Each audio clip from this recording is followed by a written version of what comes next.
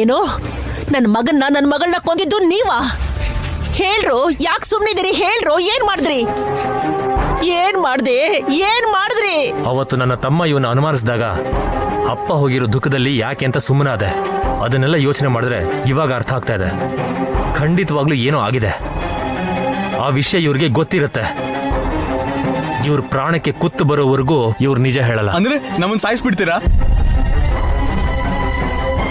ನಮ್ ಮಧ್ಯೆ ಏನೋ ಜಗಳ ಆಗಿ ಊರ್ಮಿಳ ಏನೋ ಹೇಳಿದ್ರೆ ಅದನ್ನ ನಂಬ್ಕೊಂಡು ನಮ್ಮನ್ನ ಸಾಯಿಸ್ತೀರಾ?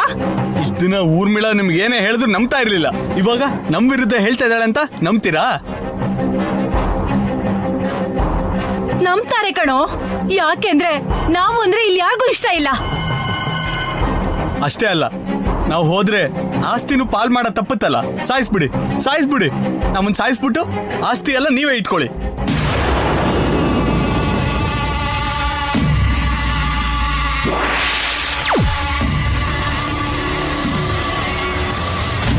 ಬೆಳಗ್ಗೆಯಿಂದ ನಿಮ್ಗಿಷ್ಟೆಲ್ಲ ಮಾಡಿದ್ರು ಇನ್ನೂ ಬುದ್ಧಿ ಬಂದಿಲ್ಲ.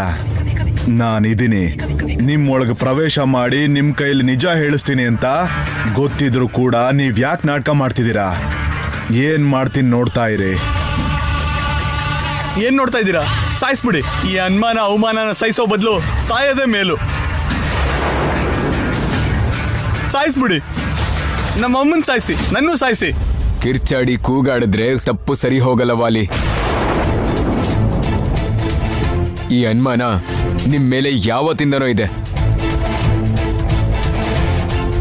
ಈಗ ಅದಕ್ಕೆ ಹೇಳಿದ ಮೇಲೆ ಕನ್ಫರ್ಮ್ ಆಗ್ತಾ ಇದೆ. ಏನ್ ನಡೀತು ಅಂತ ನಿಜ ಹೇಳೋ.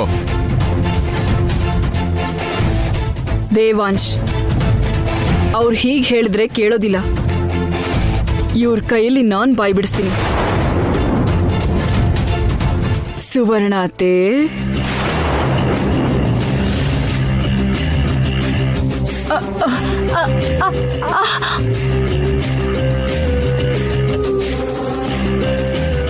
ಆಗ ಕತ್ತಿಗೆ ಚಾಕು ಹಿಡಿದಿದ್ರು ಸುಮ್ಮನೆ ಬಿಟ್ಟೆ.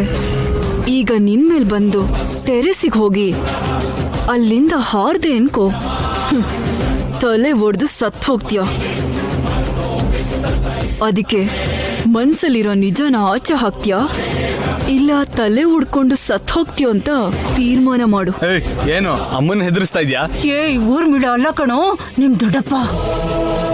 ನಿಜ ಹೇಳ್ತಾ ಇದ್ರೆ ಸಾಯ್ತೀವಿ ಕಣೋ. ಏನ್ರೋ ಅದು ಗುಸುಗುಸು?